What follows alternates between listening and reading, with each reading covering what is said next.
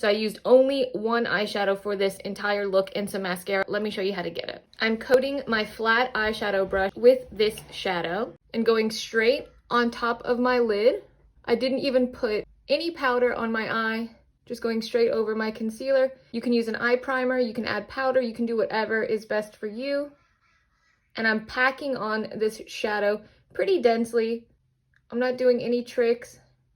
Taking the same shadow, going right underneath on my bottom lash line, as close to my lash line as possible, and coming down just a bit. Now your shadow should look something like this, but I'm going to take a fluffy eyeshadow brush and I'm just going to blend. I'm blending the eyeshadow so it doesn't have a harsh line. So I'm blending that up and out.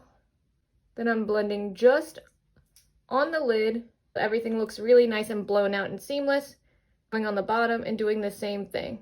So just kind of blowing that out. Add 2 coats of mascara and you're done. I love this shadow look because it makes you look like an expert even if you're not. And it takes about 2 minutes. It is so easy to accomplish before you go to work or before you go out. Try it.